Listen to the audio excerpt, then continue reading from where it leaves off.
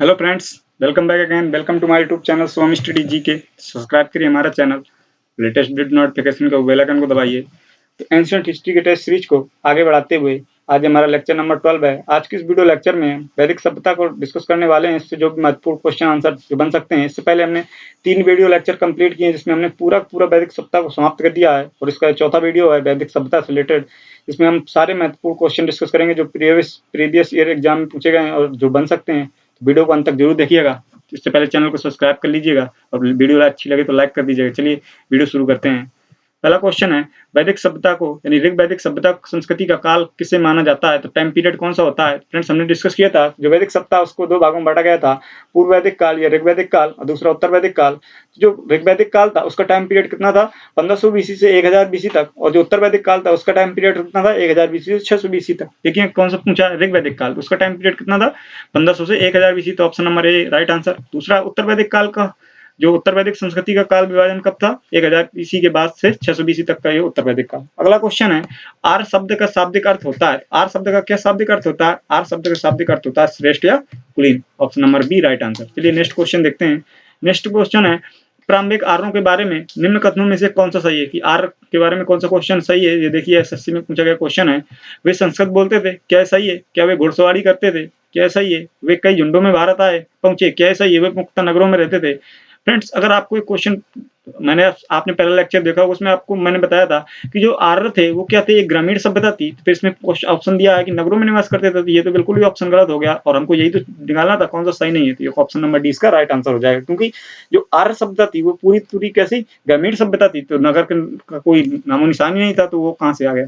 अगला क्वेश्चन है, निम्न में से किस फसल का ज्ञान आर्यों को लोगों को नहीं था? किस फसल का नहीं था? जौ का, चावल का, तंबाकू का, कौन सी फसल? तो फ्रेंड्स, हम देखते हैं कि जौ का भी मिलता है, गेहूं का भी मिलता है, चावल का भी उल्लेख मिलता है। चावल के कई नाम भी बताए थे, सलेल हो गया, ठीक है, ब्री हो गया। लेकिन तंबाकू का, क्योंकि जो पुर्तगाली थे वो ही भारत में तो तंबाकू लेकर आए थे। ये तो अभी मॉडर्न हिस्ट्री की बात हो गई, और हम तो अभी प्राचीन हिस्ट्री पढ़ रहे हैं। तो ये इसका मतलब तंबाकू क्या है? ये यहाँ की जो आर्य थे उनका प्रमुख फसल नहीं थी। Option number D right answer. अगला क्वेश्चन है, वैदिक गणित का महत्वपूर्ण अंग क्या है? तो शतपथ ब्राह्मण है क्या? अर्थवेद है, कठो छंदोपनिषद है, क्या शुल्ब सूत्र है? तो हमने देखा था तो पाणिनि की शुल्ब सूत्र की पुस्तक थी, ज्यामिति शास्त्र की उसको शुल्ब सूत्र की पुस्तक थी। वैसे क्या है, वैदिक गणित की महत्वपूर्ण अंग है तो शुल्ब सूत्र इसका, क्योंकि इसमें ज्यामिति के जो यज्ञ कर्म कांड थे उसकी व्याख्या की गई थी। ठीक है फ्रेंड्स, इसको याद रखिएगा। चलिए नेक्स्ट क्वेश्चन देखते हैं। अगला क्वेश्चन है, उत्तर वैदिक काल के वेद विरोधी और ब्राह्मण विरोधी धार्मिक अध्यापकों को किस नाम से जाना जाता है? तो फ्रेंड्स, जो उत्तर वैदिक काल में जो वेद के विरोधी थे और जो ब्राह्मण विरोधी थे उनको श्रमण कहा जाता था। क्या? श्रमण। इसको याद रखिएगा, ये क्वेश्चन इंपॉर्टेंट हो सकता है। ठीक है, वीडियो में शायद आपको मैंने बताया नहीं था पिछले, इसमें याद रखिएगा, श्रमण कहते हैं। किस वेद में प्राचीन वैदिक युग की संस्कृति के बारे में सूचना मिलती है? तो प्राचीन वैदिक युग हमने देखा किस युग में मिलेगी? हमने देखा था प्राचीन वैदिक युग, इसका मतलब ऋग वैदिक युग। तो ऋग वैदिक में केवल एक ही हमारे पास साक्ष्य था, वो कौन सा था? ऋग्वेद। और इसके बाद जो बात को उत्तर वैदिक काल है उसमें चारों वेद आ गए थे। तो इसका मतलब जो हमको पूछा प्राचीन वैदिक युग का, तो कौन सा साक्ष्य होगा? केवल Rigveda. Option A right answer. चलिए नेक्स्ट क्वेश्चन देखते हैं। नेक्स्ट क्वेश्चन है, निम्न में से उत्तर वैदिक काल के द्वारा लिखे गए ग्रंथों का सही क्रम बताना है। कौन कौन से ग्रंथ लिखे गए उत्तर वैदिक काल में, उनका सही क्रम? हमने क्या देखा था, जो वेद थे सबसे पहले वेदों की रचना की गई, इसके बाद ब्राह्मण ग्रंथ बनाए गए, और ब्राह्मण ग्रंथों के बाद उनकी रचना अरण्यक, जिनको हम वनों में लिख गए तो उनको अरण्यक कहा गया। इसके बाद उनका क्या हुआ, शब्द बाद में वेदों का अंत हो गया, यानी कि वेदों का अंतिम रूपरेखा प्रस्तुत की गई उपनिषदों के रूप में, जिसे वेदांत कहा गया। तो पहले क्या आ जाएगा? वेद, फिर इसके बाद ब्राह्मण ग्रंथ, इसके बाद अरण्यक, और इसके बाद उपनिषद। कौन सा ऑप्शन मैच कर रहा है? Option number A right answer हो जाएगा इसका। ठीक है फ्रेंड्स, नेक्स्ट क्वेश्चन देखते हैं, वेदों की संख्या कितनी है? तो ये तो सिंपल सा क्वेश्चन है, कितने वेद हैं? 4। अगला क्वेश्चन है, निम्न में से 3 वेद संयुक्त रूप से त्रयी या वेदात्री कहा जाता है। कौन कौन से वेद हैं? फ्रेंड्स, जो प्रथम 3 वेद होते हैं यानी कि ऋग्वेद, यजुर्वेद और सामवेद, इनको त्रयी या वेदात्री कहा जाता है। और जो अथर्ववेद है इसको त्रिवेद की श्रेणी यानी वेदात्री की श्रेणी में नहीं रखा जाता है। तो ऑप्शन नंबर ए इसका राइट आंसर हो जाएगा। चलिए नेक्स्ट क्वेश्चन देखते हैं। अगला क्वेश्चन है, भारत के राज्य चिन्ह में प्रयुक्त होने वाले शब्द सत्यमेव जयते किस उपनिषद से लिया गया है? तो किस उपनिषद से लिया गया है? तो फ्रेंड्स, ये मैंने आपको बताया था, ये मोस्ट इंपोर्टेंट क्वेश्चन है। ठीक है, इसको जरूर याद कर लीजिएगा। तो जो सत्यमेव जयते सबसे छोटे उपनिषद यानी मुंडक उपनिषद से लिया गया है, सबसे पूरे उपनिषदों में सबसे छोटा उपनिषद है। इसमें मात्र 12 वर्ड थे, और वो वर्ड कौन से थे? सत्यमेव जयते। ठीक है, जिसको भारत के राज्य चिन्ह में रखा गया है। नेक्स्ट क्वेश्चन है, ऋग्वैदिक आर्यों का मुख्य व्यवसाय क्या था? इसमें पूछा ऋग्वैदिक काल के आर्यों का। तो ऋग्वैदिक आर्य क्या करते थे, मुख्यतः कृषि और पशुपालन पे डिपेंड थे। तो क्या कृषि ज्यादा करते थे? नहीं, वो केवल पशुपालन करते थे, क्योंकि जो चारागाह के अधिकारियों के साथ मिलते हैं चारागाहों की रक्षा के लिए, तो वो केवल पशुपालन करते थे। कृषि की तो बाद में जाके उत्तर वैदिक काल में हुई, लेकिन इसमें पूछा ऋग्वैदिक आर्य होगा, तो कौन सा हो जाएगा, पशुपालन। नेक्स्ट क्वेश्चन देखते हैं, भारतीय संगीत का आदि ग्रंथ कैसे कहते हैं? तो भारतीय संगीत से हम रिलेटेड कौन सा ग्रंथ था? क्या ऋग्वेद था? नहीं, ऋग्वेद में तो कुछ ऐसा भी नहीं था। उपनिषद थे, यजुर्वेद था, सामवेद था, तो किसमें था? हम देखते हैं कि जो संगीत है वो किसमें मिलता है, सामवेद में मिलता है। सामवेद को ही संगीतों का आदि ग्रंथ कहा जाता है, ठीक है, तो इसको याद रखिएगा, डी ऑप्शन राइट आंसर हो जाएगा। नेक्स्ट क्वेश्चन देखते हैं, नेक्स्ट क्वेश्चन है, प्रथम विधि निर्माता कौन थे? तो प्रथम विधि निर्माता मनु थे, इसको आप याद रखिएगा, option number A right answer. Next question है, ऋग्वेद में संपत्ति का मुख्य रूप क्या था? तो संपत्ति का मुख्य रूप क्या था ऋग्वेद में? तो ऋग्वेद में हम देखते हैं संपत्ति का जो मुख्य रूप था, क्योंकि ऋग्वेद में गांवों को बहुत अधिक महत्व दिया गया है, तो वहां पे गोधन यानी कि गांवों का जो धन था, वही गोधन यानी गाय को गोधन कहा गया, यानी कि गोधन, तो इसीलिए गाय का जो मुख्य संपत्ति था गोधन था। क्योंकि भूमि, लोग कहते हैं पशुचारा समाज था, जिस तरह से हम देखते हैं, तो वहां पे जब भूमि की कोई था ही नहीं संपत्ति के रूप में, क्योंकि लोगों को एक स्थान पे रहते नहीं थे, तो भूमि कहां से होगी? तो इसका मतलब ऑप्शन ए राइट आंसर हो जाएगा, गोधन। ऋग्वेद के किस मंडल में शूद्र का उल्लेख पहली बार मिलता है? तो हमने फ्रेंड्स क्या देखा था, तो ऋग्वेद का जो 10वां मंडल है उसमें पुरुष सूक्त, नदी सूक्त और विवाह सूक्त का तीनों को वर्णन मिलता है। तो किस मंडल में मिलेगा शूद्रों को वर्णन, यानी जो चौथा वर्ण था, तो किसमें मिलेगा? 10वें मंडल की पुरुष सूक्त में, option number D right answer, 10वें मंडल। नेक्स्ट क्वेश्चन है, पुराणों की संख्या कितनी है? तो कितने पुराण थे? हमको आपको बताया था, तो 18 पुराण थे टोटल, ठीक है, इसको याद रखिएगा। नेक्स्ट क्वेश्चन है, वैदिक धर्म का मुख्य लक्षण निम्न में से किसकी उपासना करना है? तो फ्रेंड्स हमने देखा था, जो वैदिक देवता थे किसकी उपासना करते थे? वो पशुचार्य समाज था और प्रकृति की पूजा पे विश्वास करते थे, ठीक है। किसी भी वसु की ना तो देवी की कोई भी मूर्ति प्राप्त नहीं हुई वैदिक सभ्यता से, तो किस केवल प्रकृति को पूजा करते थे। क्यों? हमने देखा जिस तरह से जो भी वैदिक आर्य थे, वो जिन चीजों की क्या करते थे, जिनकी मतलब डिटेल में व्याख्या करने में असमर्थ थे, वो उनको प्रकृति का नाम यानी कि उनको भगवान मान देते थे, तो उसी प्रकृति पूजा की बात की गई, ठीक है, इसको याद रखिएगा। नेक्स्ट क्वेश्चन है, शुल्ब सूत्र किस विषय की पुस्तक है? तो वाल्मीकि की शुल्ब सूत्र किस विषय की पुस्तक है? ज्यामिति शास्त्र की पुस्तक है, ठीक है, इसको याद रखिएगा। मैंने अभी पहला क्वेश्चन में वही आपको बताया। नेक्स्ट क्वेश्चन देखते हैं, नेक्स्ट क्वेश्चन है, अस्तोमा सदगमय कहां से लिया गया? तो कहां से लिया गया है अस्तोमा में सदगमय? तो हमारे जो ऋग्वेद से लिया गया, यजुर्वेद से, सामवेद से, अथर्ववेद से। तो ऋग्वेद से लिया गया अस्तोमा ज्योतिर्विज्ञान है, इसको याद रखिएगा। नेक्स्ट क्वेश्चन है, आर्य भारत में बाहर से आए और सर्वप्रथम कहां बसे? तो फ्रेंड्स हमने डिस्कस किया था, तो आर्य भारत में कहां से आए थे? मध्य एशिया से भारत में आए और अफगानिस्तान होते हुए पंजाब प्रांत में सबसे पहले बसे थे, तो ऑप्शन नंबर डी इसका सी राइट आंसर पंजाब हो जाएगा। किस दर्रे से प्रवेश किया था? खैबर दर्रे से। चलिए नेक्स्ट क्वेश्चन देखते हैं, आपके सूची 1 को सूची 2 से मिलाना है। तो कह रहे ऋग्वेद है और वेद दिए हैं और उनके खोजकर्ताओं के नाम दिए हैं। फ्रेंड्स देखते हैं कौन सा, तो ऋग्वेद के खोजकर्ता तो हीत या होतु भी कहते हैं, इसको हो गया ऑप्शन ए। एक का मतलब पहले का मैचिंग किसका हो गया? पहले के साथ। दूसरा ऋग्वेद की जो खोजकर्ता वो कौन से? अध्रुवी थे, इनका नाम याद रखिएगा। नेक्स्ट है सामवेद के जो थे खोजकर्ता, उनको क्या कहते हैं? उनको दाता कहते थे। और जो अथर्ववेद के खोजकर्ता थे उनको ब्रह्मा कहते थे, यानी कि 1 2 3 4, तो फर्स्ट का ऑप्शन राइट आंसर हो जाएगा, ठीक है, इसको याद रखिए। नेक्स्ट क्वेश्चन देखते हैं, नेक्स्ट क्वेश्चन है, वेदों को अपौरुषेय क्यों कहा जाता है? वेदों को अपौरुषेय क्यों कहा जाता है? तो फ्रेंड्स मैंने आपको बताया था, अपौरुषेय शब्द का मतलब होता है कि देवताओं द्वारा रचित। तो वेदों को अपौरुषेय इसलिए कहा जाता था क्योंकि लोग मानते थे कि वेदों की रचना किसने की है? देवताओं ने, इसलिए वेदों द्वारा किसकी रचना है? देवताओं द्वारा लिखी गई, तो ऑप्शन है राइट आंसर। नेक्स्ट क्वेश्चन है, वैश्विक दर्शन के प्रतिपादक कौन थे? तो फ्रेंड्स आपने लेक्चर थर्ड वाला लेक्चर अच्छे से देखा होगा, तो उसमें हमने सारे दर्शनों के बारे में डिस्कस किया था। वैश्विक दर्शन के उत्पादक कौन से थे? कपिल मुनि, ये तो शाक्त दर्शन थे। गौतम ऋषि, ये किसके थे? न्याय दर्शन के। उलूक ऋषि, उलूक या ऋषि कड़ा, दोनों किसके थे? वैश्विक दर्शन से रिलेटेड थे, इसको याद रखिएगा। और जो पतंजलि थे वो किसके थे?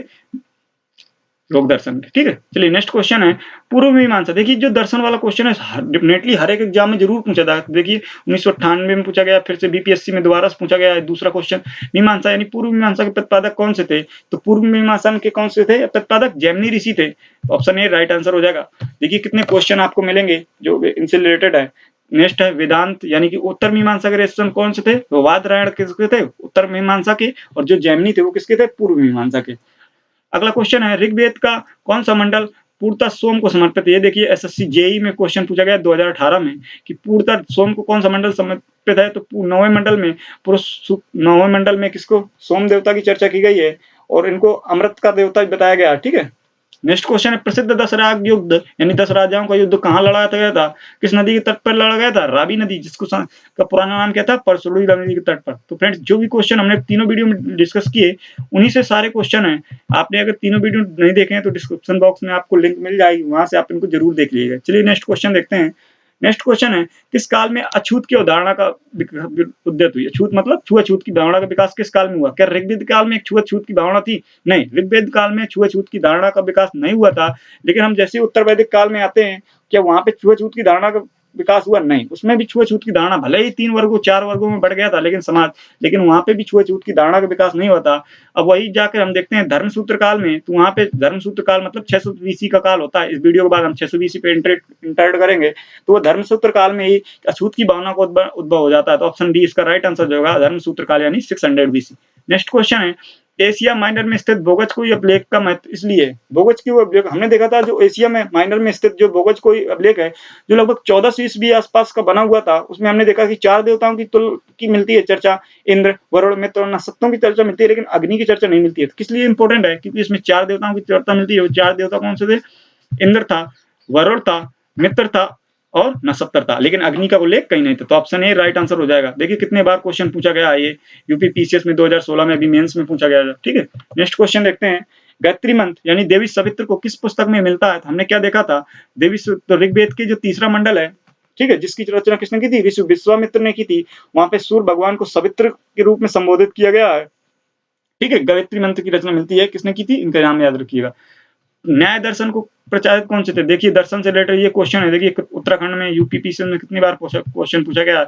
न्याय दर्शन कौन से ऋषि थे? हमारे गौतम ऋषि थे न्याय दर्शन से। नेक्स्ट क्वेश्चन है प्राचीन भारत में निष्क शब्द क्या जाना जाता था? फ्रेंड्स मैंने बताया था निष्क शब्द की उत्पत्ति के रूप में हमको जो पूरी प्राचीन इतिहास में आप तब भी पढ़ेंगे तो दो शब्दों की चर्चा मिलती है। पहला जो निष्क शब्द है उसका मतलब होता है सोना, दूसरा होता है सोने के आभूषण। तो ऑप्शन में देखते हैं कौन सा दी है, सोने के आभूषण। Option number A right answer. Next question देखते हैं, फटाफट क्वेश्चन कर रहे हैं क्योंकि हमारे पास क्वेश्चन बहुत सारे हैं, हमको जल्दी सॉल्व करना है। नेक्स्ट क्वेश्चन है योग दर्शन के प्रतिपादक कौन से थे? तो अभी वही क्वेश्चन है, पतंजलि ऋषि थे। नेक्स्ट क्वेश्चन उपनिषद क्या थी?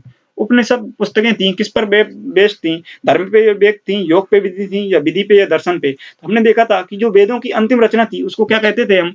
वेदों की जो अंतिम रचना थी उसको उपनिषद कहते थे। तो ये किस पे आधारित थी? धर्म पर नहीं आधारित थी, ये विधि पर आधारित थी, या दर्शन पर आधारित थी। तो ये उपनिषद क्या थे? दर्शन थे। ठीक है, इनको याद रखिएगा। नेक्स्ट क्वेश्चन है सूची 1 को सूची 2 से सम्मिलित करना है कि ऋग्वेद में क्या है, यजुर्वेद में क्या है, सामवेद में क्या है, अथर्ववेद में क्या है। तो हमने फ्रेंड्स जो देखा ऋग्वेद में क्या है, क्या संगीत में स्रोत थे? नहीं, गलत बात।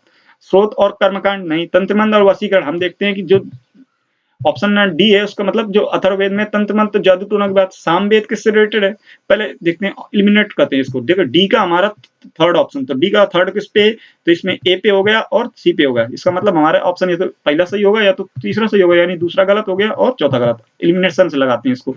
दूसरा देखते हैं हम, देखिए कि जो ऋग्वेद है उसमें क्या स्रोत और प्रार्थनाएं की गई। तो ऋग्वेद की हमको 1 का किस मिल गया, क्योंकि उसमें प्रार्थना प्रकृति पूजा की बात की गई ऋग्वेद में, तो 1 का चौथा हो गया। दूसरा यजुर्वेद में किसका वर्णन किया गया है? तो यजुर्वेद में फ्रेंड्स हम देखते हैं सामवेद में तो किसका हो गया? संगीत हो गया। सामवेद हमारा संगीत किसमें? ऑप्शन ए हो जाएगा। और जो यजुर्वेद है उसमें किसकी? यज्ञ के कर्मकांडों की व्याख्या मिलती है। तो यज्ञ कर्मकांड इसमें होगा दी में। तो हम देखते हैं किसका 1 का चौथा और दूसरे का दूसरा। तो 1 का चौथा दूसरे का दूसरा किसमें? हमारा फर्स्ट ऑप्शन में। तो फर्स्ट ऑप्शन राइट आंसर हो जाएगा। ऐसे एलिमिनेशन से आप इसको सॉल्व कर सकते हैं। ठीक, चलिए नेक्स्ट क्वेश्चन देखते हैं। नेक्स्ट क्वेश्चन है आत्मात्म ज्ञान के विषय में नचिकेता और यम के कौन से उपनिषद में मिलते हैं? तो फ्रेंड्स हमने डिस्कस किया था जब हम उपनिषद के बारे में डिस्कस कर रहे थे। देखिए क्वेश्चन यूपीएससी में भी पूछा गया 1997 में कि यम और नचिकेता की कहानी किसमें मिलती है? कठोपनिषद में मिलती है। इसको याद रखिएगा, इसको भी मैं मोस्ट इंपोर्टेंट क्वेश्चन बोल रहा हूँ। ठीक है, एसएससी के लिए इसको याद रखिएगा। नेक्स्ट क्वेश्चन है वैदिक नदी कुंभा जिसको काबुल में स्थित है कहाँ निर्धारित होनी चाहिए? अब भाई काबुल का दे दिया, कुंभा नदी कहाँ पे थी? हमारी पाकिस्तान अफगानिस्तान में है कि पाकिस्तान में? अफगानिस्तान में। ऑप्शन है राइट आंसर। नेक्स्ट क्वेश्चन है कपिल मुनि द्वारा प्रतिपादित दर्शन कौन सा था? कपिल मुनि ने जो सबसे प्राचीन दर्शन कौन सा था उसी का प्रतिपादन किया था। अब आप इसका आंसर जरूर निकाल लेंगे, सबसे प्राचीन दर्शन है। नेक्स्ट क्वेश्चन देखते हैं, फटाफट करते हैं क्योंकि क्वेश्चन बहुत सारे हैं। निम्न में से कौन प्रस्थानस्त्री में शामिल है? तो प्रस्थानस्त्री मतलब होता है कि जहाँ पे क्या करे प्रस्थान किया जाए, यानी प्रस्थानस्त्री मतलब कि ऋग्वेदिक काल की चर्चा कर रही है। तो कहाँ कौन है? भागवत गीता या भागवत हो गया, ब्रह्मसूत्र हो गया, उपनिषद कौन सा? तो हम देखते हैं कि भगवत गीता तो है, लेकिन ये भागवत है ये तो अभी आधुनिक काल की अवधारणा है। तो ऑप्शन है राइट आंसर है, इसको शामिल नहीं करते हैं। नेक्स्ट क्वेश्चन है सूची 1 को सूची 2 से मिलाइए। ये पीसीएस एग्जाम में पूछे जाते हैं। जैसे अथर्ववेद में क्या किया गया है, बलिदान विधि बताई गई। अथर्ववेद में बलिदान विधि, तो एक का दूसरा हम ढूंढते हैं जिसमें मिल जाए। एक का दूसरा केवल एक ऑप्शन में, एक का दूसरा इसमें थर्ड ऑप्शन में थे, ठीक है। ऋग्वेद में क्या बताया, ईश्वर की महिमा बताई गई। ऋग्वेद में हम देखते हैं। यजुर्वेद में क्या बताया गया कि कैसे हम क्या करते हैं, सामवेद औषधियों से संबंधित है कर्मकांड। और जो ऋग्वेद सामवेद उसमें संगीत बताएंगे। सामवेद को संगीत का क्या कहते हैं, संगीत का जो आग भी कहते हैं, ठीक है। इसको मैच कर लीजिएगा। नेक्स्ट क्वेश्चन है यज्ञ संबंधी विधि विधानों का पता किससे चलता है, तो किसमें पता है यज्ञ संबंधी विधि विधान, यजुर्वेद में यज्ञ संबंधी विधि विधान। देखिए एक बार आपको सारे सारे मैं आपको बता दे रहा हूँ। जो ऋग्वेद है उसमें क्या बताया गया, प्रकृति पूजा यानी कि ईश्वर की महिमा का वर्णन किया गया। सामवेद में क्या हो गया, संगीत से रिलेटेड हो गया। यजुर्वेद किससे रिलेटेड हो गया, यजुर्वेद हो गया कर्म जो विधि विधान हो गए। और जो हमारा अथर्ववेद है उसमें क्या है, बलिदान विधि बताई गई है। और उसमें जो उसके क्या मंत्रों के जो बाद में ये बाद में जोड़ा गया था ना उत्तर वैदिक काल में, इसको याद रखिए। नेक्स्ट क्वेश्चन देखते हैं, वैदिक युगीन सभा क्या थी। हमने सभा और समिति के बारे में डिस्कस किया था। एक गांव के व्यवसायिक लोगों की संस्था थी, कैसा था, राज दरबार होता था, मंत्रिपरिषद थी, राजा के समस्त लोगों की एक राष्ट्रीय सभा थी, क्या था। हम देखते हैं कि ये जो सभा थी क्या है, एक मंत्रिपरिषद थी, है ना। सभा और समिति एक संस्था, व्यवसायिक लोगों की, गांव की नहीं, गांव इसमें शब्द जोड़ दिया, गांव के व्यवसायिक लोगों की संस्था थी। कैसा था, व्यवसायिक लोग जोड़ दिया, तो इसका मतलब ये ऑप्शन गलत हो गया तुरंत। राज दरबार होता था, राज दरबार तो होता था, राजा भी बैठता था सभा समिति में, क्या राजा को इसको हटाने की थी, तो राज दरबार तो हो नहीं सकता, ये भी गलत। राजा के समस्त लोगों की एक राष्ट्रीय सभा थी, तो राजा के राज्य के समस्त लोगों की एक राष्ट्रीय सभा थी, जिसमें स्त्री पुरुषों सबको क्या कर दिया जाता था, सबको अधिकार था। मंत्रिपरिषद नहीं थी क्योंकि राजा कुछ था ही नहीं। ऑप्शन है D right answer. Next question है वैदिक काल में प्रचलित लोकप्रिय शासन प्रणाली कैसी थी। राजा क्या निरंकुश होता था, क्या वो जनता पे निरंकुशता दिखाता था, नहीं ऐसा कुछ नहीं था। प्रजातंत्री शासन था, ऐसा कुछ था। गणतंत्र था, प्रजातंत्री शासन भी नहीं था, लोगों को शासन नहीं था। गणतंत्र शासन भी नहीं था, स्वतंत्र भी नहीं थे। वो वंशानुगत राजतंत्र था, यानी कि लोगों जो राजा होते थे उसका पुत्र ही राजा होता था, तो वंशानुगत राजतंत्र था। नेक्स्ट क्वेश्चन देखते हैं, सबसे प्राचीन वेद कौन सा था। ये तो सिंपल क्वेश्चन है, आप लिख दें। नेक्स्ट क्वेश्चन देखते हैं, साक्ष्य, योग, न्याय, वैश्विक, मीमांसा एवं वेदांत, इन 6 भारतीय दर्शनों की सुस्पष्ट रूप से व्यक्ति किसमें की गई है, किस काल में की गई है, वैदिक काल में। Simple answer. अब देखिए, अब इसमें दिए वेद और कुछ उपवेद दिए हैं, तो फ्रेंड्स इससे रिलेटेड हमको एक आसान सी ट्रिक, हमने एक अलग से वीडियो बना रखा है फटाफट जीके में। उसमें मैंने आपको बताया था ट्रिक क्या थी हमारी, आधागत शिल्पी, यानी अथर्ववेद, आयुर्वेद, धनुर्वेद और गंधर्ववेद, शिल्पवेद। तो आयुर्वेद किसमें थी, ऋग्वेद में रिलेटेड हो गया। इसके बाद जो धनुर्वेद आधा ध से यजुर्वेद में हो गया। और गंधर्ववेद किससे रिलेटेड हो गया, गंधर्ववेद हो गया हमारा सामवेद से रिलेटेड।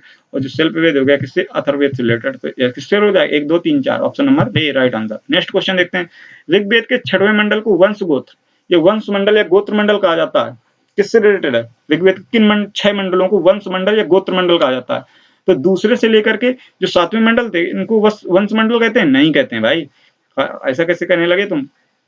तीसरे से 8वें मंडल को, चौथे से 9वें मंडल को, पहले से लेकर के 6वें मंडल को किसको कहते हैं।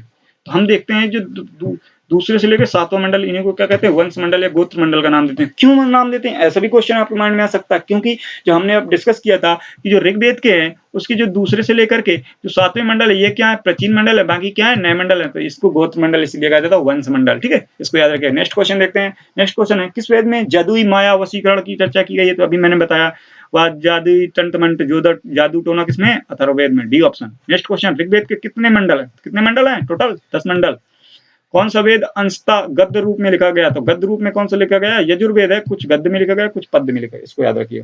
फिर आप अगर लेक्चर को अच्छे से देखे होंगे प्रीवियस, तो आसानी से क्वेश्चन विद इन सेकंड में क्वेश्चन आप सॉल्व कर देंगे। चलिए नेक्स्ट क्वेश्चन देखते हैं, सभा और समिति प्रजापति की 2 पुत्रियां थी, ये किस वेद में उल्लेख है। तो हमने क्या देखा था, तो अथर्ववेद में जो ऋग्वेद मंडल का जो वेदों का जो चौथा वेद था अर्थवेद, वहां पे क्या बताया गया कि प्रजापति को की 2 पुत्रियों को बता दिया गया था सभा समिति में। ये उत्तर वैदिक काल में हमने देखा था। ऋग्वैदिक काल की प्राचीनतम संस्था कौन सी थी, सबसे मोस्ट इंपोर्टेंट क्वेश्चन, कौन सी थी, विदक्ति। लेकिन उत्तर वैदिक काल में आती आती ये संस्था क्या हो गई थी, गायब हो गई थी। नेक्स्ट क्वेश्चन, ब्राह्मण ग्रंथों में सर्वाधिक प्राचीन कौन सा था, सबसे प्राचीन ब्राह्मण कौन सा था, शतपथ ब्राह्मण था।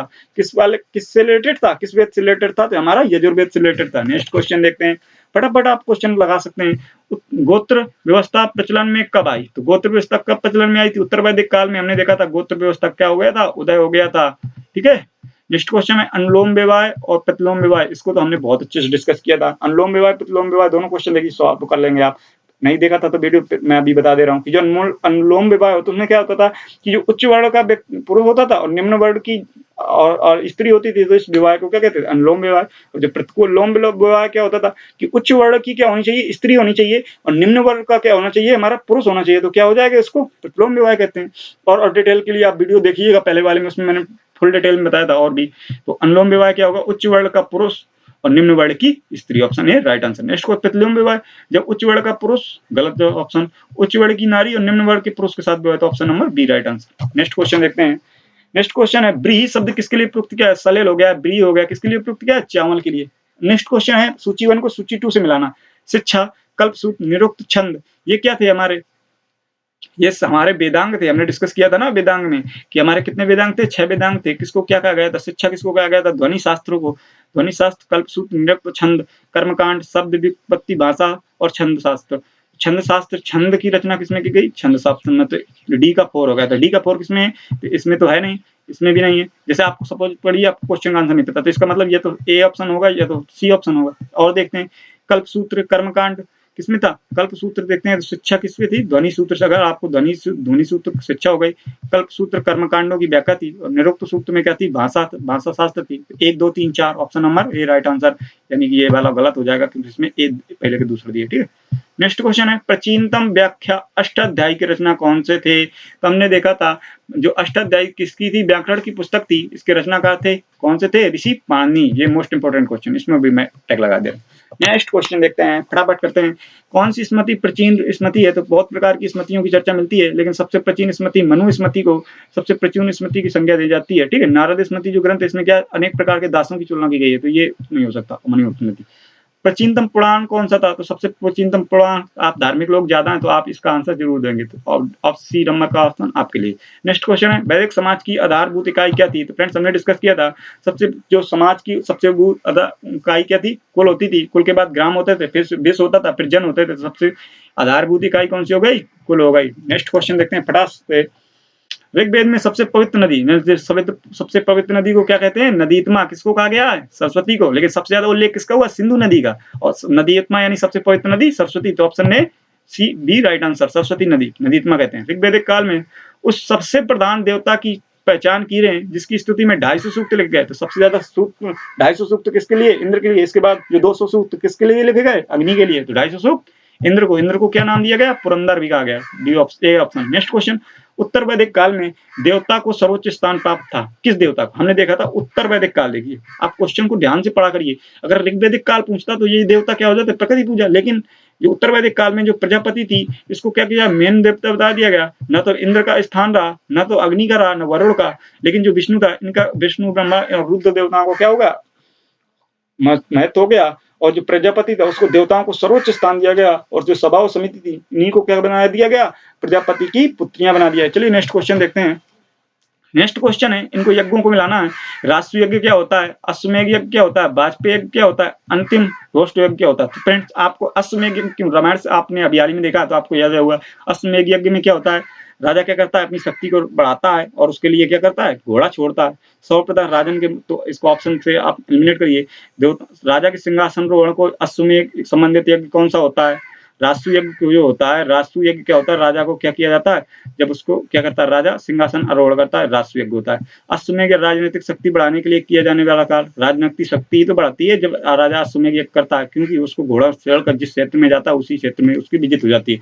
वाजपेयी यज्ञ क्या किया जाता है, वाजपेयी से मतलब कि सौर प्रदर्शन के लिए किया जाता है। और जो ऑप्शन डी हो जाएगा, 1 2 3 4 इसका डी आंसर।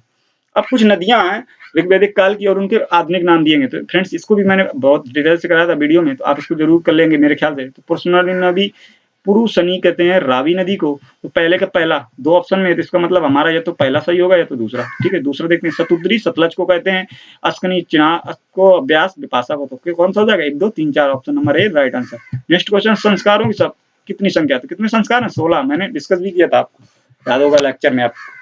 नेक्स्ट क्वेश्चन देखते हैं, यहाँ पे विवाहों की तुलना की गई। तो हमने डिस्कस किया था जो पाणिनि की पुस्तक है उसमें क्या बताया गया कि 8 प्रकार के विवाहों की चर्चा की गई थी, तो वही रिलेटेड है। तो ब्रह्म विवाह क्या होता था कि समान जाति में अगर कोई विवाह कर रहा है उसको ब्रह्म विवाह की संज्ञा दी जाती थी।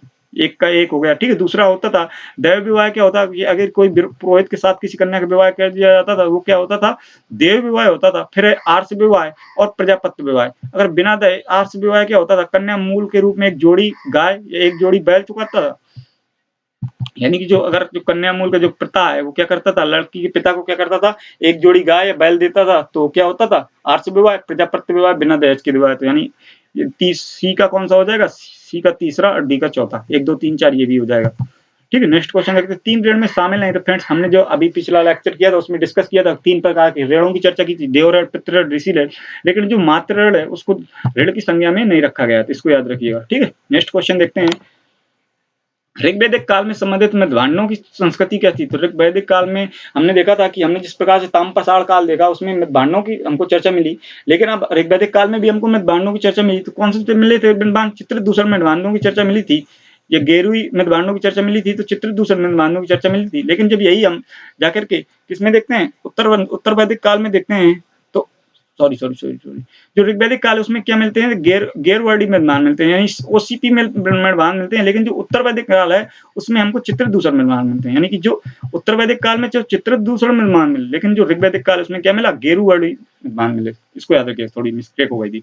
अगला क्वेश्चन है, हरियाणा प्रांत में चित्रदूषण मृदमान यानी PGD, post grave knowledge bear किस स्थान पर हाल ही में उत्खनन में प्राप्त हुए। तो आलमगीरपुर या भगवानपुर, कौन सा था, भगवानपुर में अभी हाल ही में हरियाणा प्रांत में प्राप्त हुए, ठीक है। इसको याद रखिए, आलमगीरपुर तो उत्तर प्रदेश में भाई, तो भगवानपुर हो गया, डी ऑप्शन, ठीक है, C B option. Next question देखते हैं, प्राचीनतम विवाह संस्कार का वर्णन करने वाला विवाह सूक्त कौन सा है। तो फ्रेंड्स हमने डिस्कस किया था, जो ऋग्वेद है उसके 10वें मंडल में क्या है, विवाह सूक्त, नदी सूक्त और क्या बताया गया है, पुरुष सूक्त की चर्चा मिलती है, ये ऑप्शन। ऋग्वेद में अगण्य यानी वध करने योग शब्द का प्रयोग किसके लिए किया गया है। तो फ्रेंड्स हमने देखा था कि ऋग्वेद जो है एक पशुचारण समाज होता था, और जिसमें क्या होता था, जो गाय था उसको गोधन की संज्ञा दी जाती थी, यानी कि गाय को धन के रूप में मुख्य स्थान प्राप्त था, इसलिए गाय को वध करने योग यानी अगण्य बताया गया। तो गाय option number B right answer हो जाएगा। नेक्स्ट क्वेश्चन है कि सूची 1 को सूची 2 से मिलाइए। संग्रहित क्या होता था, संग्रहित जो कर को संग्रहित करता था, भागदूत यानी कर का संग्रह करने वाले को क्या कहते थे, संग्रहकर्ता कहते थे।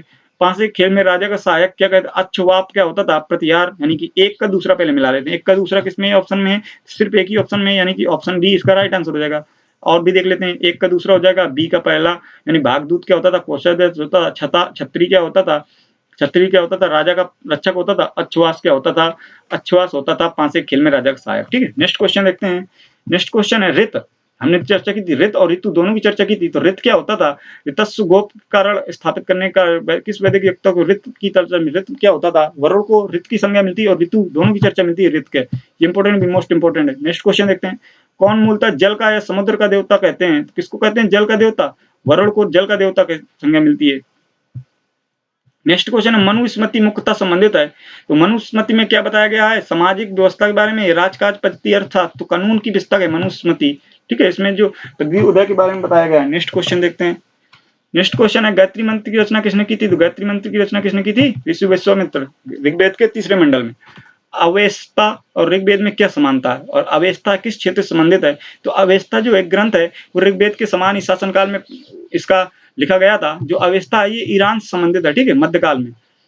कौन सी एक ऋग्वैदिक कार्यों की विशेषता नहीं थी। तो ऋग्वैदिक कार्यों की क्या विशेषता नहीं थी, क्योंकि हमने देखा ऋग्वेदों की कि जो ऋग्वैदिक कार्य थे वो लोहे के स्थान से परिचित ही नहीं थे, क्योंकि जो ऋग्वैदिक काल में तो लोहे की चर्चा मिलती ही नहीं है। तो इसका मतलब ऑप्शन नंबर किसका, डी ऑप्शन राइट आंसर हो जाएगा। सीडीएस में पूछा गया क्वेश्चन है। नेक्स्ट क्वेश्चन देखते हैं, ऋग्वेद में निम्न से किस नदी का उल्लेख अफगानिस्तान के साथ आर्यों के संबंध को दिखाता है। तो कुंभा या कुम्भरा नदी क्या है, ये अफगानिस्तान में जिसको काबुल नदी संज्ञा दी जाती है, ठीक है।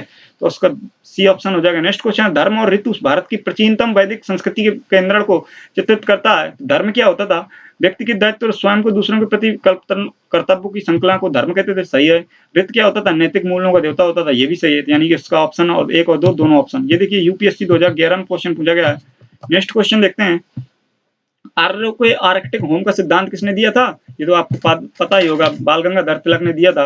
नेक्स्ट क्वेश्चन है, ये वैदिक कालीन नदियां उनके आधुनिक नाम। कुंभा किसको कहते हैं, काबुल नदी को कुंभा कहते हैं, यानी एक का दूसरा किसमें, एक का दूसरा इसमें सिर्फ है। तो ऐसे भी आप इसको एलिमिनेट कर सकते हैं। तो फ्रेंड्स अभी भी हमारे पास काफी क्वेश्चन है, फिलहाल वीडियो लंबा हो रहा है, इसलिए हम वीडियो को यहीं पे समाप्त करते हैं। तो वीडियो अच्छा लगा हो तो वीडियो को लाइक शेयर जरूर करिएगा, और thank you for watching my video.